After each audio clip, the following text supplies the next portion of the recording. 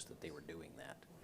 So I asked Brian White to come give us an explanation. Good morning. Good morning. It's Wednesday, July 22nd, 2026. We are here for the Franklin County Commissioners meeting. I will now call the meeting to order and ask that you join me for the Pledge of Allegiance. I pledge allegiance to the flag of the United States of America and to the republic for which it stands, one nation, under God, indivisible, with liberty and justice for all. Adoption of current agenda. Mr. Chairman, I move for approval of the agenda as presented. I'll second. We have a motion and a second. All in favor signify by saying aye. Aye. Aye, the motion passes unanimously. Public comment. Is there anyone in the room today for public comment? If so, please come forward, state your name, and you have 3 minutes. Good morning, Commissioners. Marcy Torres from Franklin County. This week I was at the hearing for Gilbert Mendoza, and it's really disappointing to see that Bronson Brown was the one that was handing down his 1-year sentence. When initially in 2020, when the report of the rape was made, he was facing lifetime in prison and a $50,000 fine. Came down to a whole 1 year.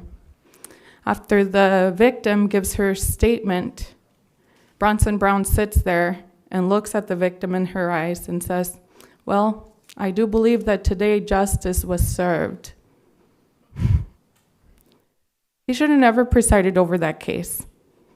At the bare minimum, he should have recused himself because of the photos in which he is in front of or next to him.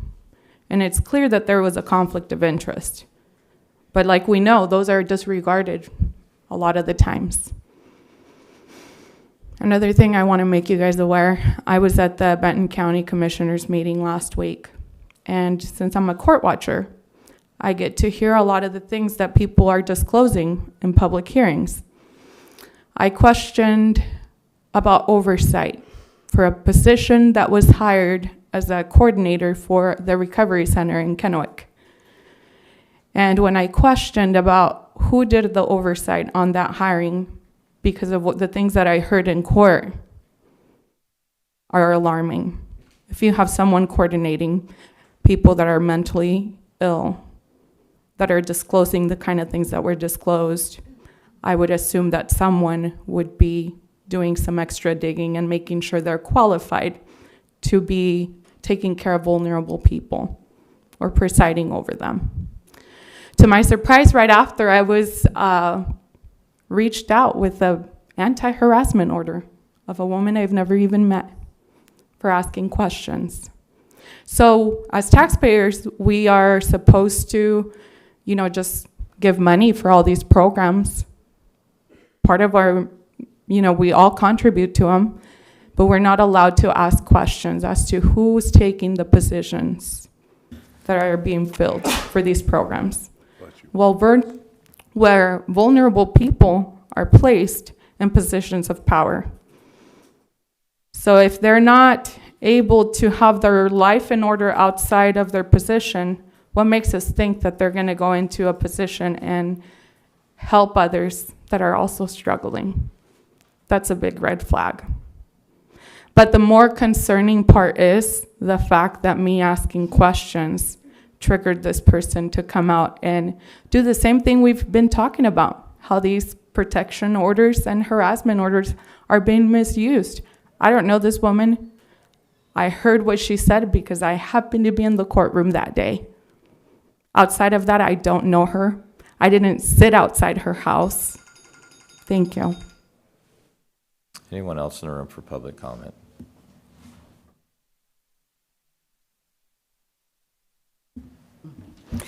Hello, Commissioners. I'm Kat Espinda with the Two-Tiered Takedown.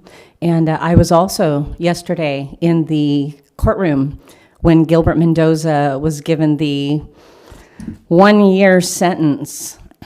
He was supposed to serve a life sentence, actually, for what he did, listening to her tell her statement about how he lured her, it was premeditated. You know, when you kill somebody and it's premeditated, that's either life in prison or it's the death penalty.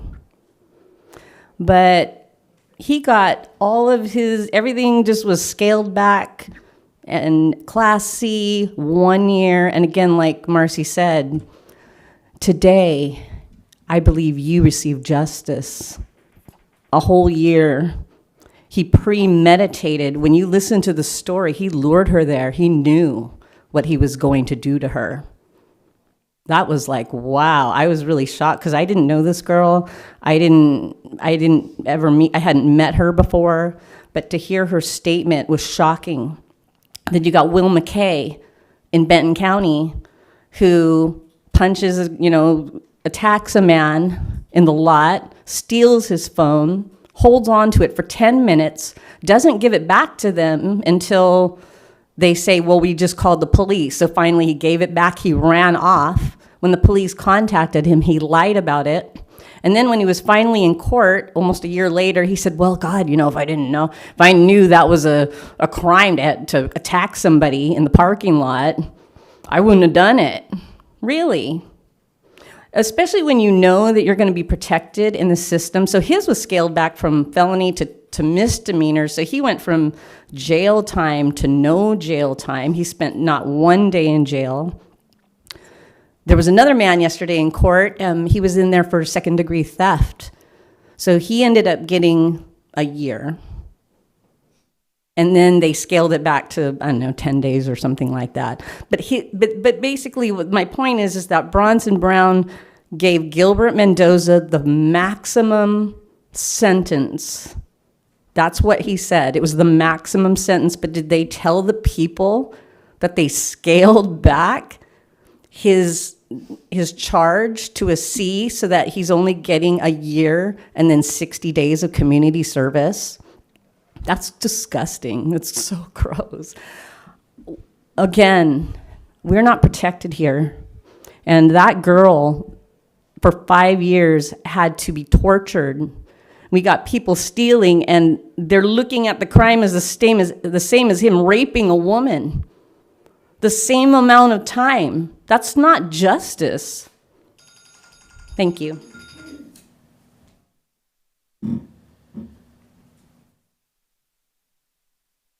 Hello, Commissioners. I'm Christopher Dare with I'm the Executive Director at Columbia Basin Veterans Center. And I just want to say thank you for the relationship that we continue to have with the Veterans Center and Franklin County. Edgar's been doing a great job. I want to give him props for stepping in and filling that gap. John Penny has as well. And whatever transitions we have, I just want to tell you we're committed to walking forward with you and making sure that we serve the community of veterans in this Franklin County and even in the rurals. And so I'm always interested in ideas. I did give you some information. I share that with you, whether you golf or not. Maybe you know some golfers.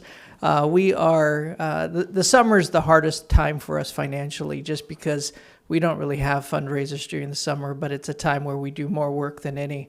And so we are doing some different things. So if you know any businesses that might be interested or any of that stuff, we appreciate it. And we're working together. So I just want to say hello and always up for a cup of coffee or whatever you might need. But thank you so much. If you ever want a presentation on more that's going on, because I know this is public comment time, please let me know. I'm always willing to come back.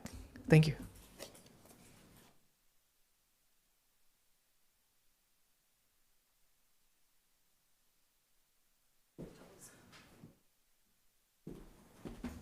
Morning. Good morning. I'm Jessica Sagdahl. I am the acting executive director now at Community Action Connections.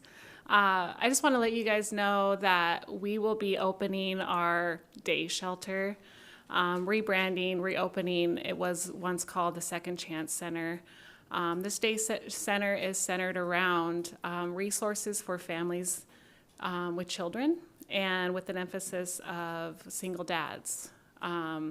And we know because we did a not just risk assessment, but a needs assessment this last year and identified the needs of single fathers in our area. So we want to, with the rebranding, is a kind of new vision for this center. It will be open from 8 to 4 every day. And I'm hoping by talking with you guys to bring to light funding for this, maybe 2060 funds that can help these unhoused individuals to support this day center up until, and a support for when we actually do have a low barrier shelter for our 2 counties, for this county and for Benton County. I'm hoping that this will be a support for self-sufficiency that's important to CAC, and we'll be able to give some classes on developing skills to be more self-sufficient and to get them off the streets for long-term rather than short-term. With this dream, we are going to name it after the previous executive director, Judith A. Gidley. So we hope it to be the Judith A. Gidley Family Resource Center as the new name. So I just wanted to bring this to light to see if you guys had any ideas on sustainability of this day center. So appreciate the time. Thank you. Thank you.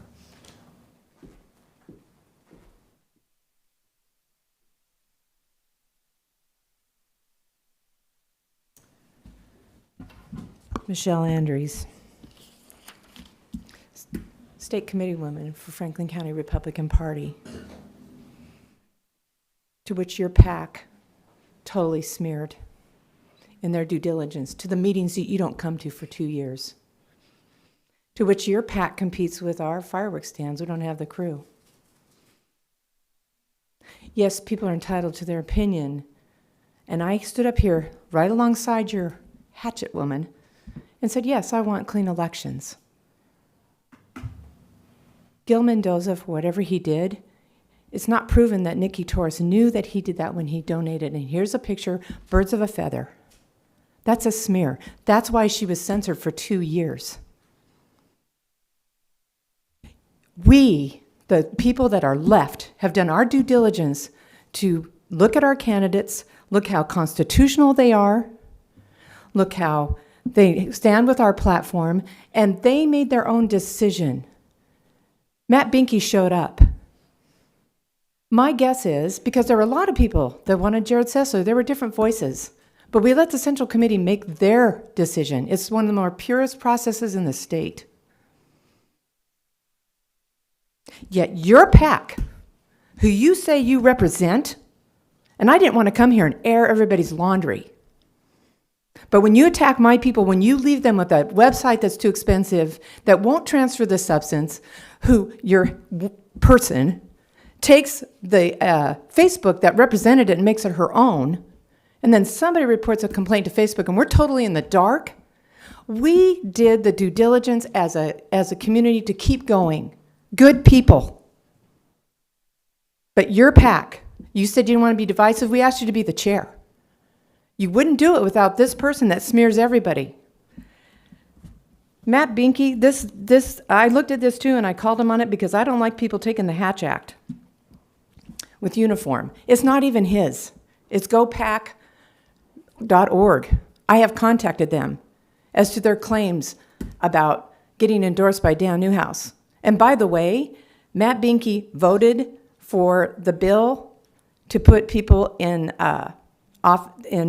positions of law enforcement with green cards so that he could amend it. At the end, he voted no. I want clean elections. But I will not, as a state committee woman, allow your PAC, who doesn't show up, who asked Matt Beaton to run against me as a PCO because I'm truthful and does the due diligence, I have to come forward. You and I believe a lot of things ideologically the same.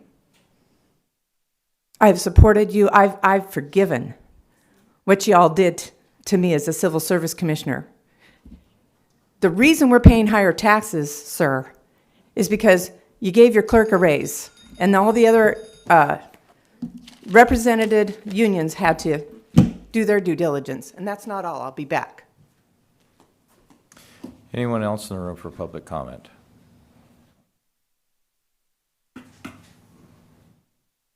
Good morning. My name is Melissa Good, and I'm a member of this community.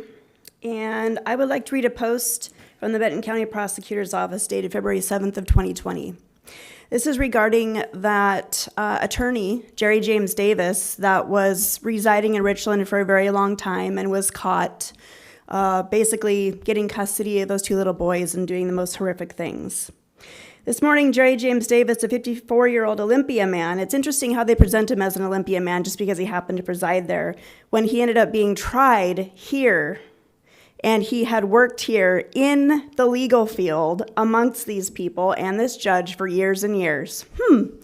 Why didn't they send him somewhere else, or why didn't they bring in a judge from, changing the venue, doing the right thing?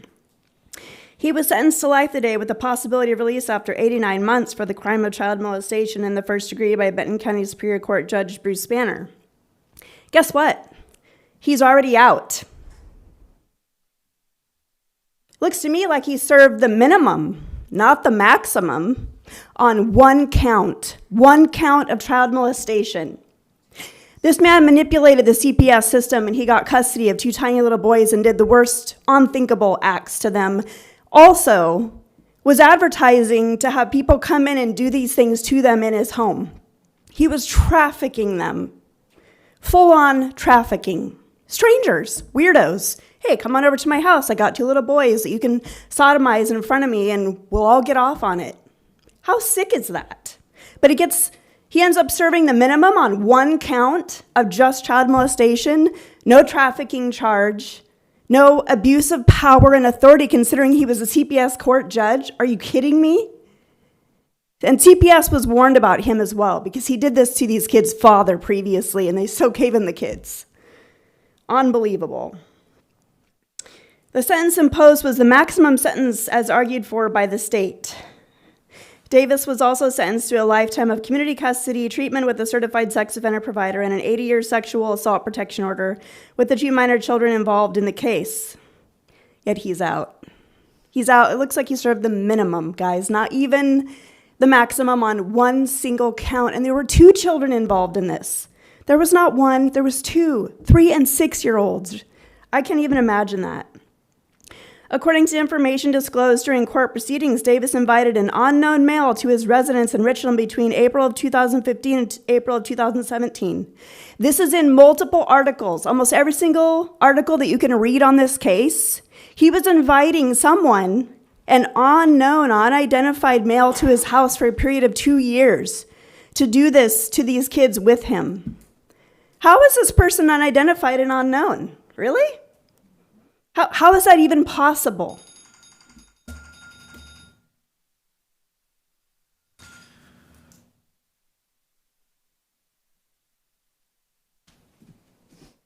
Good morning, Marie Redout, Tri-City resident.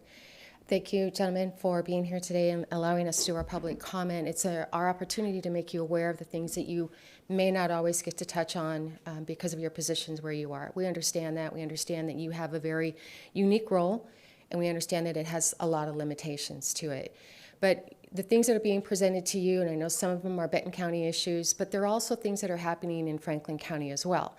And I know this because I have family that live here. I have been in this community for 45, 46 years now, and I've seen it.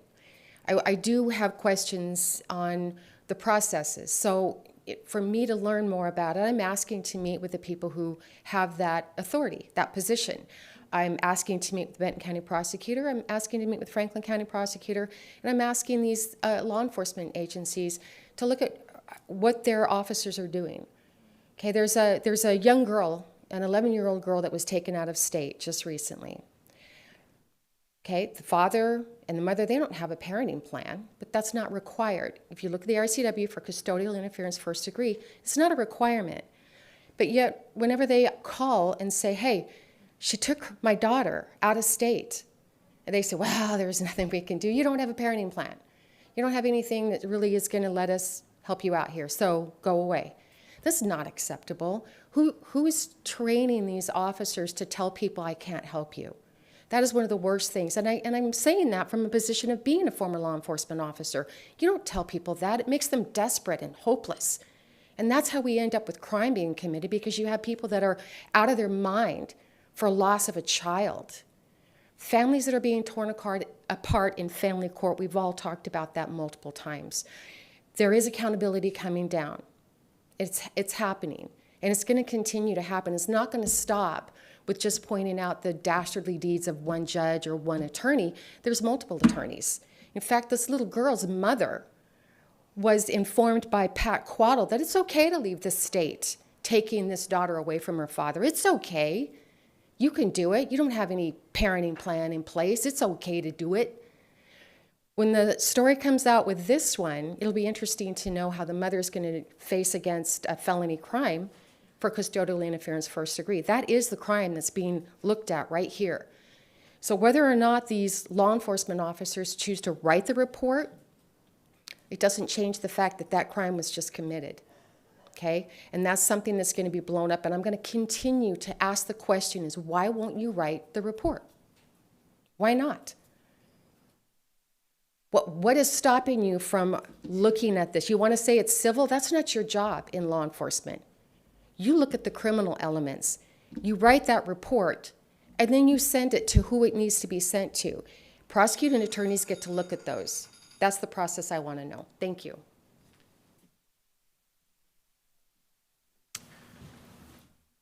Anyone else in the room for public comment?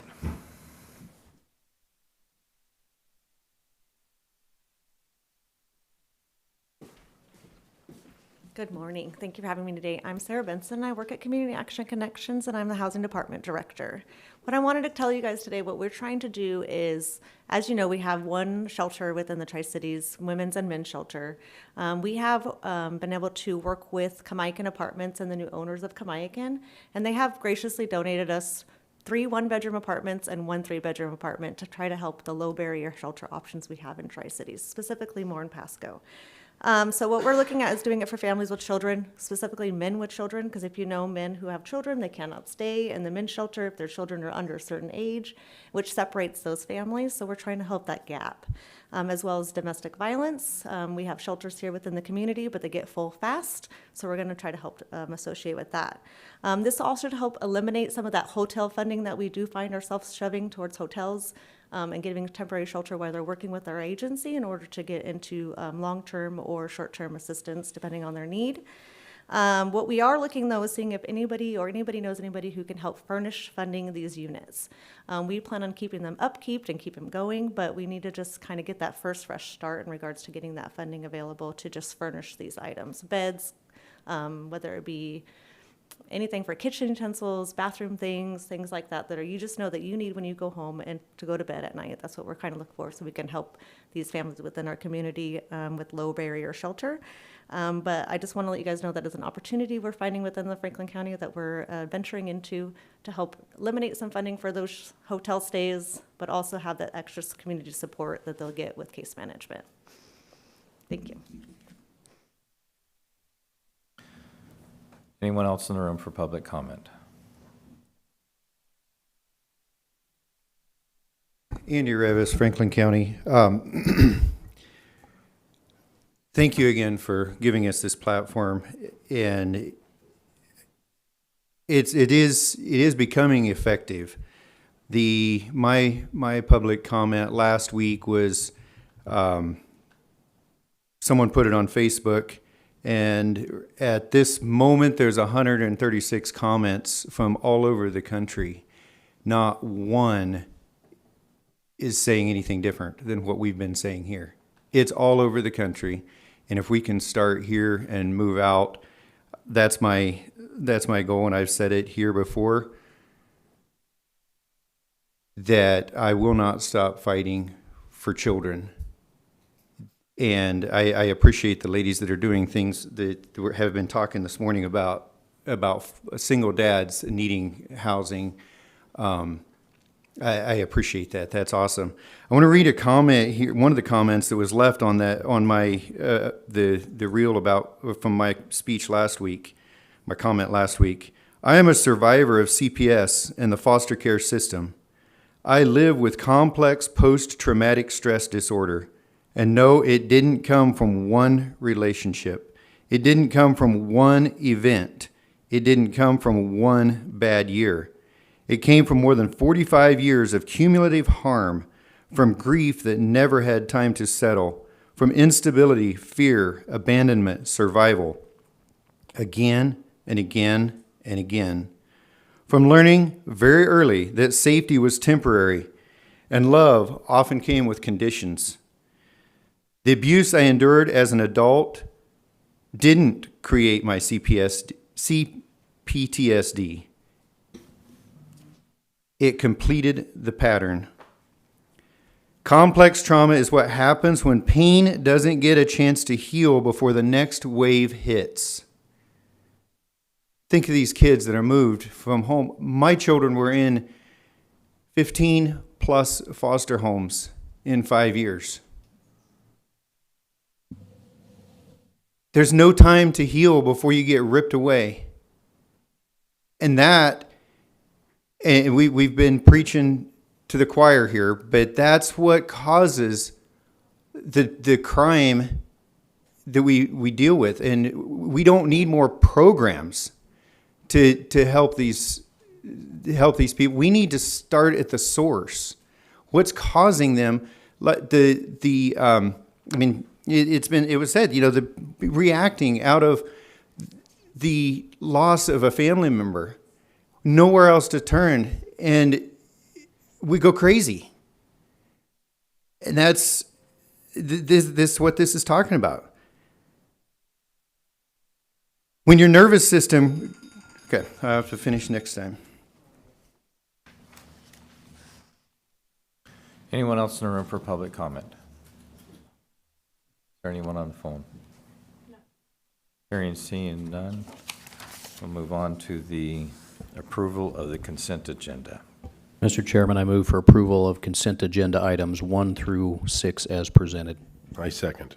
We have a motion and a second. Is there any discussion? Hearing none, all in favor signify by saying aye. Aye. Aye. The motion passes unanimously. Regular business, consensus. Information services, authorizing Information Services Director to reach out to Gunnarsson for a consulting agreement related to terminating tower lease agreements. So this came up before. Is it the consensus of the board to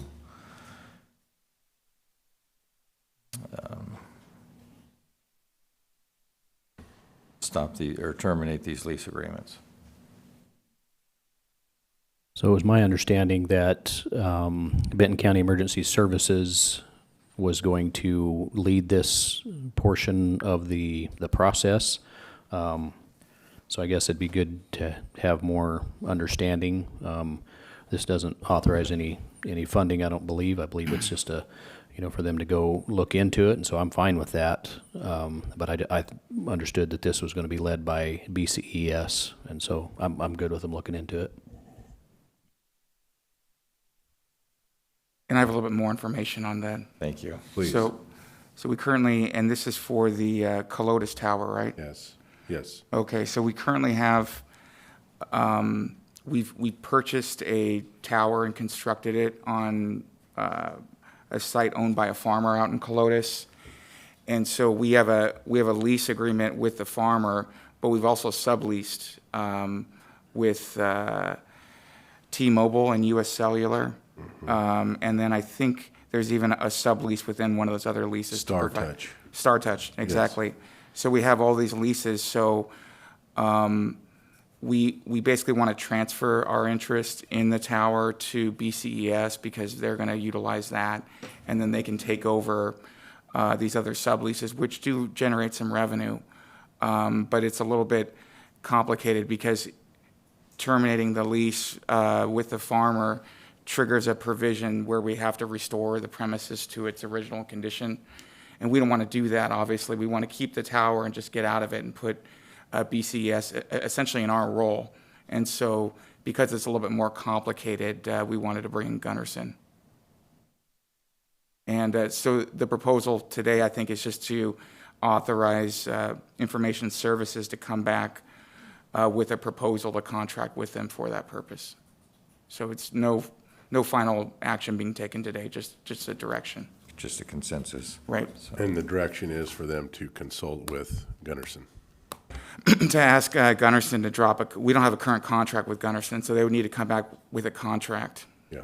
And then my understanding is we can offload some of that cost to the other lessees pursuant to these agreements. So.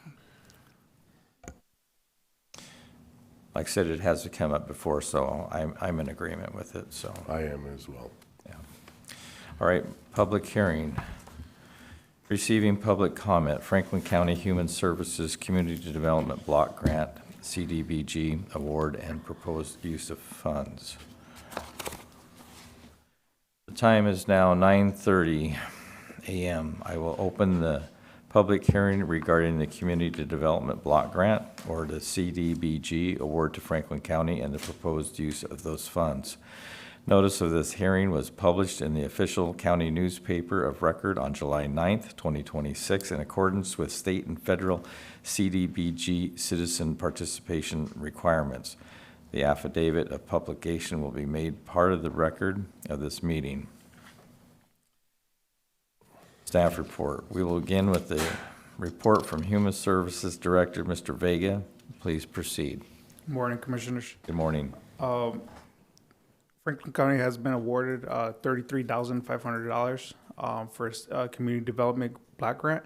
The intention for this funding is to serve rural Franklin County residents with rental assistance, utility assistance. I have invited Ms. Jessica and Sarah from the CAC, who will be the sub-recipients of this grant, and administer them on our behalf. If there's any questions, they're better suited to answer questions, as they have administered this funding in the past. Okay.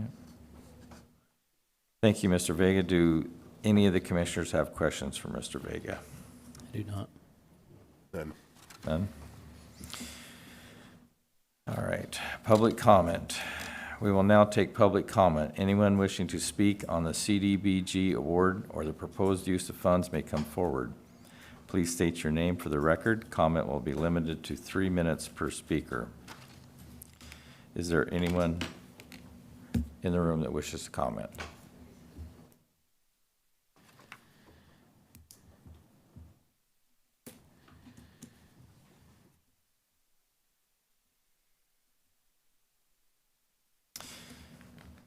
Let the record reflect that no public comments were received. Closing of the hearing. Chairman, I'm sorry.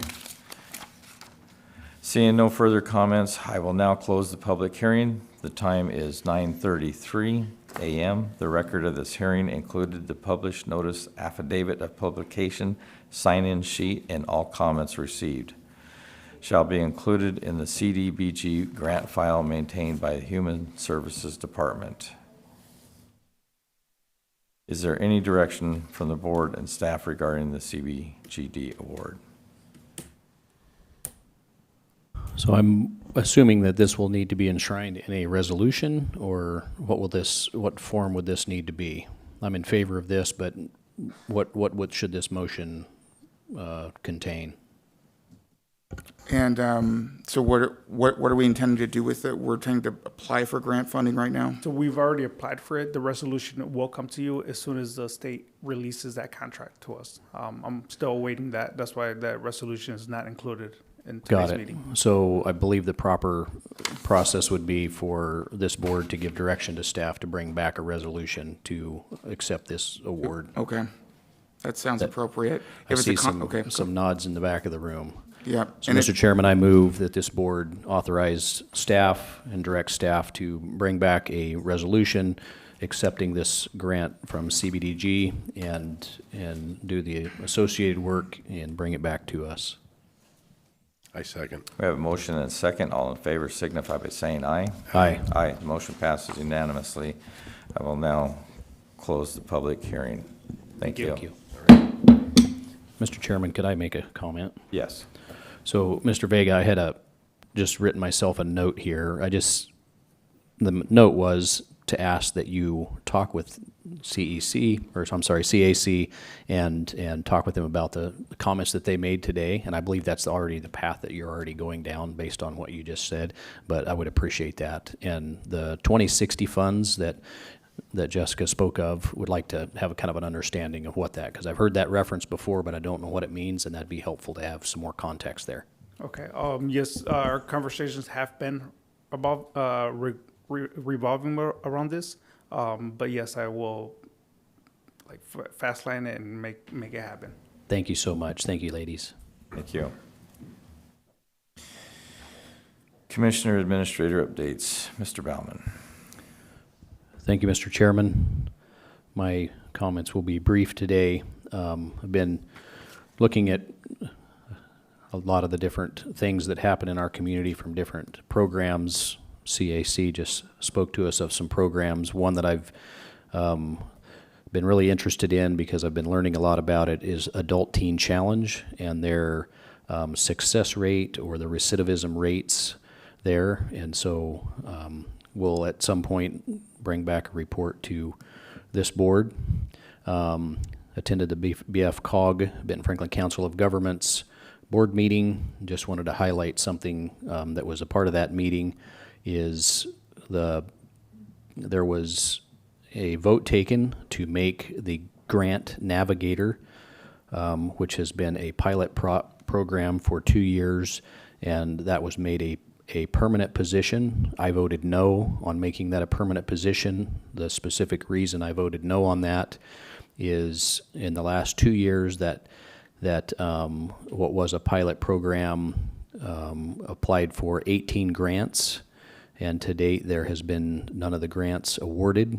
And one thing that I believe that is important in government is, and this cannot be exclusive, but I think it's a good practice, is to have to some level a results-based criteria when we evaluate things. And so just wanted to share that with you, that I voted no on that, although the board did make that a permanent position for a grant navigator at the Benton Franklin Council of Governments. I was invited to meet with the newest judge on our Superior Court bench, Judge Andrew Howell. Appreciated that lunch, appreciated his passion for our community and some of the ideas that he believes can be valuable to serve our community. So just wanted to publicly express my appreciation to Judge Howell for reaching out to me and having that meeting. He's the second one.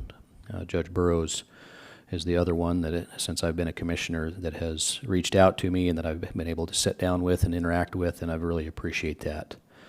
Also attended the Tri-City Regional Chamber of Commerce, hosted a meeting, and the discussion was around data centers and some of the information and what that means in our community.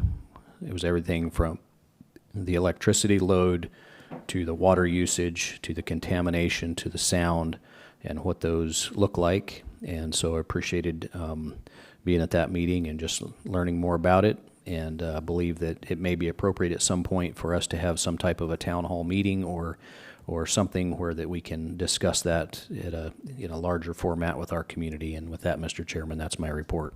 Thank you. Mr. Didier. Yes, last week consisted of the Columbia Basin Sustainable Water Coalition board meeting, and then a stakeholder meeting, Franklin County Emergency Management meeting. Got word back from Jeremy Albers about the veteran event that they had out there in Benton County, or Benton City, and a big success, 100 veterans.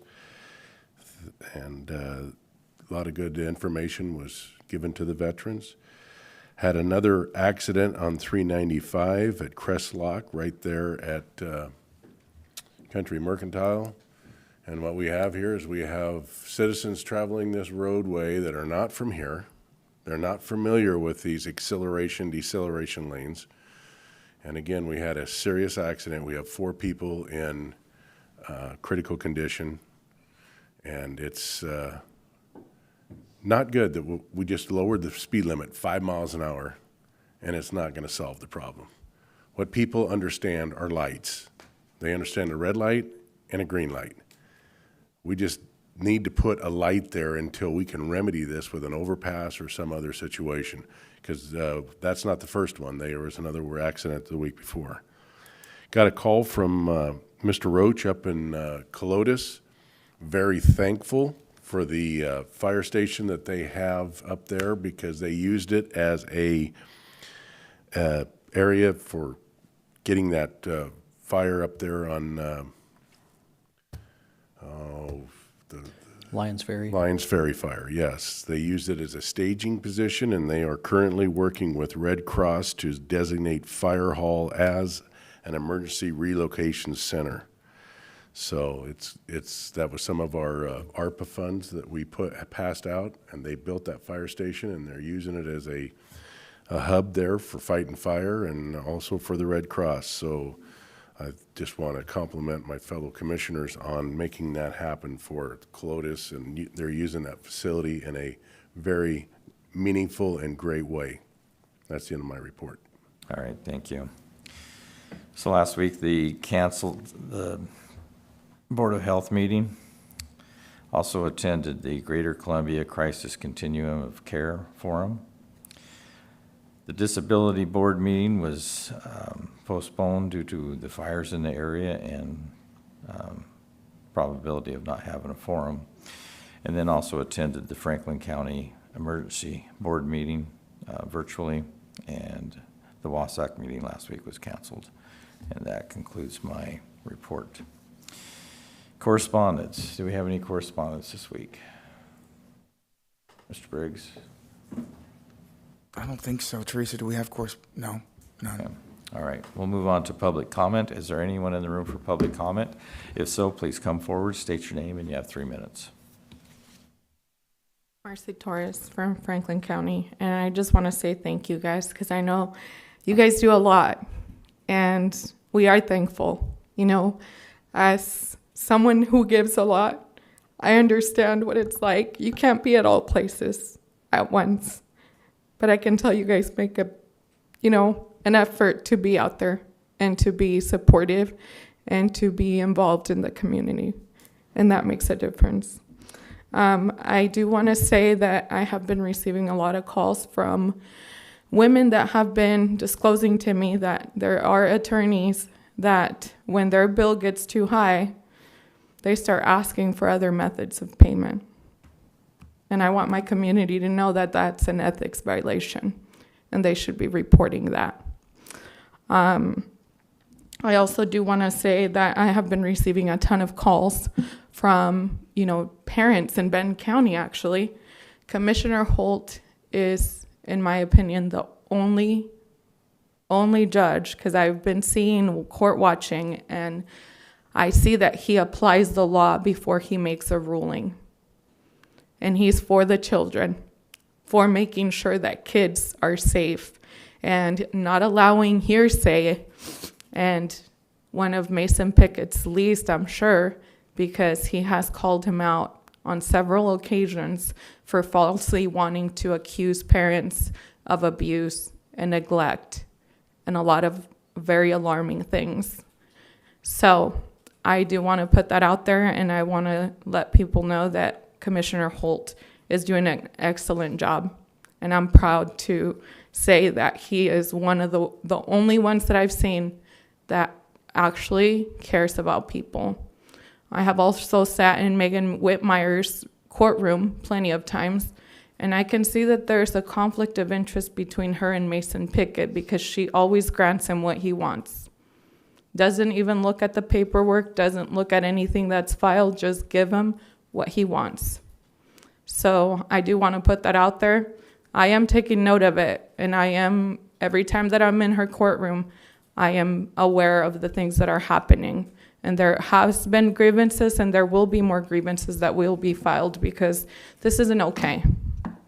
She was a criminal defense attorney before she took the bench. She needs to be educated in what it's like to be in family court. She sat there and forced a father to pay more child support and claims that this is the busy season for construction. I don't know what world she lives in. I'm in construction, and a lot of my colleagues that are in construction also are telling me, hey, I'm gonna have to close down. It's not busy. But she increased his child support because he's in a trade that's right now very busy. Thank you. Anyone else in the room for public comment?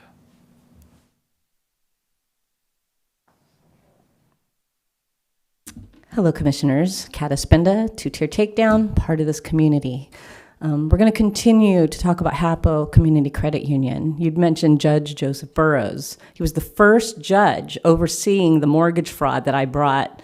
This was 3 years ago now. He taught a class on contempt and what that means. But I asked him a question, not yelling, not swearing, and he was going to put me in contempt for asking a question. And he didn't look at my evidence at all. He wrote a script prior to even walking into the courtroom. He wrote up a script and pre-adjudicated. He told Samuel Myler, the attorney for HAPO Community Credit Union, he cut him off in the middle of him speaking. He said, Sam, we can move along now. I already know how I'm going to rule here. He didn't even hear me speak yet. Then I went and spoke, and he listened. And then after that, he started to adjudicate. He was adjudicating things that had nothing to do with mortgage fraud. Most people, you're not allowed to record, so most people it would just blow right over their heads on what he was doing. I'd asked for my proof to be brought to him. I had the proof with me. I asked the bailiffs. The bailiffs were just looking at me like, and he just looked at me. And I asked him a question. He goes, Mrs. Spinda, I'm not here to answer your questions. He said that like 5 times. I was just asking questions. I'd never been, in there before. I'm a good woman. I don't commit crimes. I'm a financial expert. Not only is Mr. Judge Burrows not a financial expert, but he didn't even look at the evidence. And as a result, the Benton County Sheriff Department stole my home. They stole my car. And as of now, all my wealth is gone. Just for fighting for the children. Just for standing in the truth that they don't provide 1 penny towards any loan through HAPO. That's why they have 50 HAPOs around here. Because the day that my loan was funded for $330,000 on my home, HAPO got $9 million from the Federal Reserve that day for free. All that $9 million got dispersed into 25 different accounts because it was the promissory note that funded the loan, not the house. The house is not collateral. The collateral is actually the promissory note. They take your trust, knowing you're a good person, you have good credit, and you're going to make good on your obligations for 30 years plus interest. But how is that even a thing if they provide not 1 penny? They're supposed to provide consideration. That's law, and they're breaking it against every member of HAPO who has a mortgage. Anyone else in the room for public comment?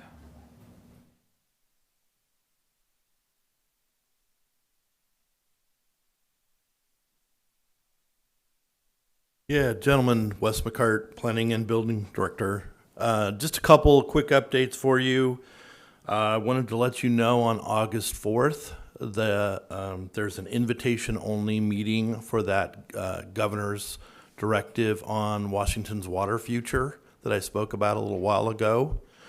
If you have any direct input on what our water future should look like in the future, please let me know before then, and I'll make sure I carry that to that group. It's here local in Pasco, so that's kind of nice.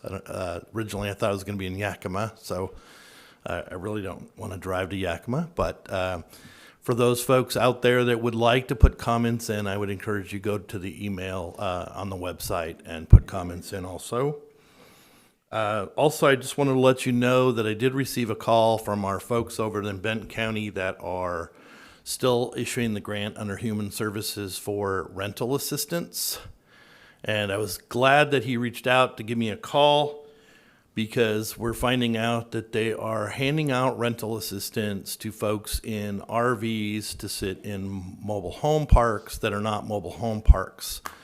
So I've been working with Council Briggs on several code enforcement violations where folks are literally parking their RVs on a piece of property that's not allowed to have those RVs on it, and they're sending them over to Benton County to get that rental assistance. If they are in doubt, or even if they remotely even question whether or not it's an allowed RV, I asked them to please reach out to me. So it looks like that coordination will take place for the balance of that grant being handled in Benton County.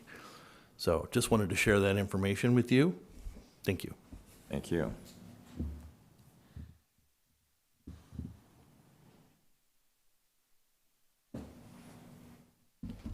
Again, to label the central body mega or mainstream, it's not your right. You've not been there for 2 years. And it's not the right of anybody in your pack. We supported you. And in the verbiage of the lady nationally that spoke to her children being killed, why don't you vote for us? These two come to the meetings. They didn't attack me and tell Michael Gonzalez to be the chief examiner. Not your purview. That was the purview of my commission. This gentleman right here has admitted to me personally that they misadvised those two inexperienced state patrolmen because they don't have civil service there. Conflicting. Yet my name got thrown under the bus. And yet they're executing the exact plan that I made. And there wasn't an ounce of kindness when I had to go get a 13-centimeter malicious tumor taken out of my body in the middle of all this, trying to hold it together, when we didn't have a county administrator. That county administrator got his guaranteed pay. Then we have, as a county, taxpayers have to pay for the deductible and the risk management for him to sue us.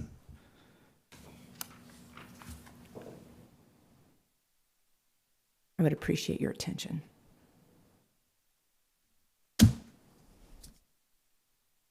I forgave that. I came back and I've called balls and strikes. I have supported you when you need to be. But we are paying higher taxes because you decided one person needed a raise, but there's all these unions that you didn't seem to understand were going to have full right with their bargaining agreements to go get, and that costs this county millions of money. Not that anybody in this county doesn't deserve it. Furthermore, you thought the economy would pick up and you gave them raises with COVID money, and here we are, strapped. And finally, with the 911 system that we were supposed to have, they've been talking about since 2003, 2017, they said it's dead.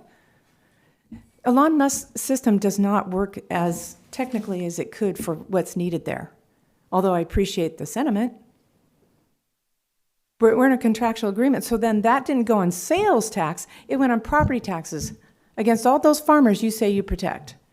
When you take 26 people and you build a script to get a coup, to get this person that smears and doesn't tell the truth, can't handle the truth, and you side with her over everyone else, I have kept silent for the sake of the party.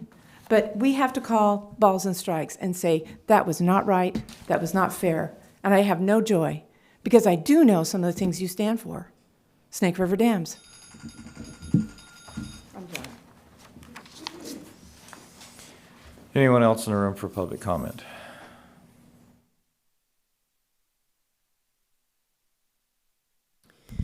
I'm Melissa Good, a member of this community, and I'm going to continue on.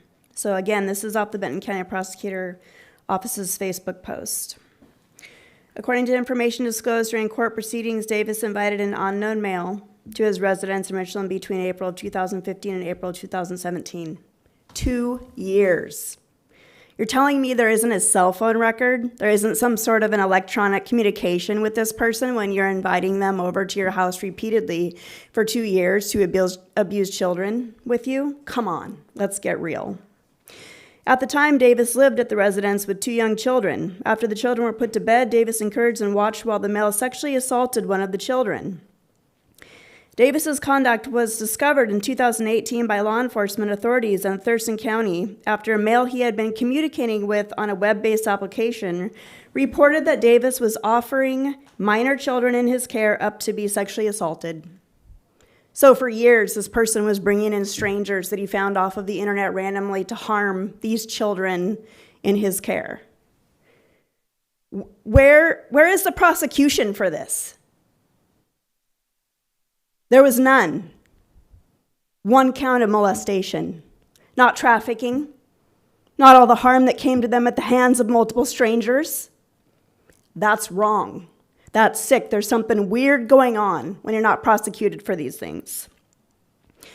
Law enforcement officials with the Olympia Police Department, the Washington State Patrol's Missing and Exploited Children's Task Force, and the Southeast Internet Crimes Against Children Task Force investigated the claims against the defendant. It was discovered that he possessed child pornography images on electronic devices in his residence in Olympia, and that he had been communicating with other males involved in the sexual exploitation of children. You're telling me that all these experts in investigating these crimes, plus local law enforcement, it's my understanding a local, very highly decorated, retired Richland detective was involved in this investigation as well, and a top-notch prosecutor, is what I was told by a local prosecutor. Seems a little fishy, but this is all he served and all he got when there's all these different government entities involved in investigating him, and we just don't know who else this random other person was. I'll bet you they're a person of stature in this community or in Olympia. I'll bet you anything they're being protected. That's what it looks like to me. So the question is, how can someone traffic children, have proof that they are basically communicating with other individuals who are also trafficking children? This is called a pedophile ring. This is a ring that was discovered. Why isn't something being done about it that's appropriate?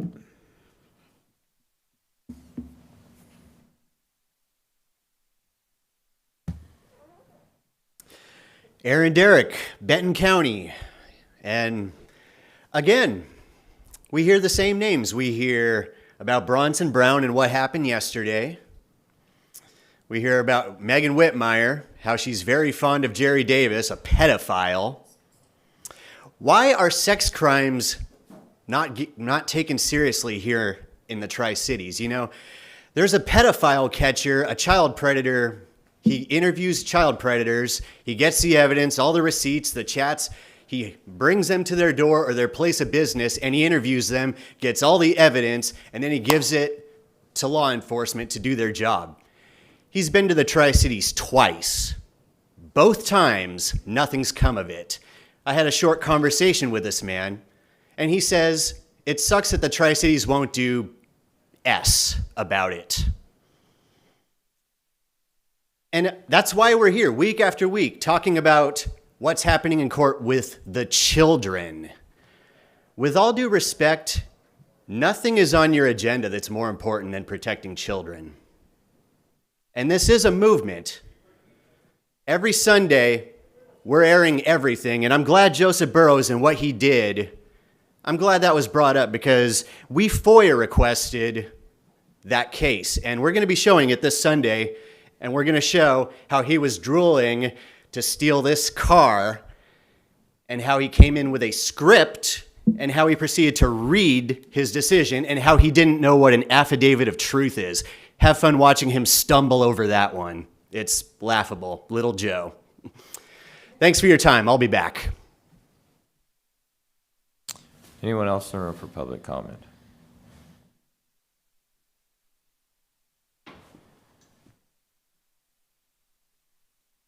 Andy Revis. I want to finish reading what I was reading before, but I want to touch on a little bit on what Commissioner Didier was talking about at Crestlock Road. I went past there yesterday on my way to an appointment in town, and there was an accident there yesterday again.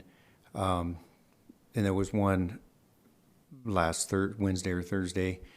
I was trying to pull the history, because as a first responder, I have access to the dispatch reports, and I was trying to pull the history on that address, and there's so many that it's I've been sitting here the whole time since you started talking, trying to pull that history, and it's not pulling it up. There's a problem there. We do need to do something about that, because we do have a lot of farm equipment besides the out-of-town people that don't understand what we've got going on. So that's that. But I'm going to finish reading what I was reading there. I said before, the next wave hits when your nervous system grows up inside chaos and your body learns that relief is always followed by impact. This isn't just psychological, it's physical. My body is always listening for danger. My muscles don't fully relax. My sleep is light, fractured. My memory has holes where entire years should be, not because they didn't matter, but because my brain was busy keeping me alive. CPTSD reshapes you. It changes how you attach, how you trust, even how you respond to love, conflict, silence, and joy. It turns ordinary stress into something that feels existential. It makes your reactions look too much to people who haven't lived inside, prolonged survival mode. It leaves you exhausted from regulating emotions that were never given room to exist safely. Some days I'm grounded, sharp, functional. Other days I'm flooded by memories, sensations, grief that belongs to decades, not moments. Healing isn't a straight line. It's a slow, unglamorous, and deeply physical. It teaches a nervous system that grew up in chaos how to live in peace. It's grieving the versions of myself that never got to blossom. It's learning that hyper-independence was a survival skill, not a personality flaw. CPTSD doesn't mean you're broken. It means you endured too much for too long. You carry the cost of survival in your body, your memory, your reflexes. And we are still here learning slowly how to live without bracing for the next disaster. This is what long-term trauma leaves behind, not weakness, but a person reshaped by pain and still standing. Everybody understands the military, and we talk about PTSD all the time in our veterans, but they're not the only ones. We've got children that's being traumatized just as bad and sometimes worse. Is there anyone else in the room for public comment? Hearing seen none, is there a need for executive session today? Yes, under RCW 4230 110 1I litigation, we'll need 10 minutes with myself, Ms. Lloyd, the board, the clerk of the board, and we also need a closed session, I believe, after. For how long? 20 minutes. All right, the time now is 10:03, and we will go into executive session under the RCW code stated. Thank you.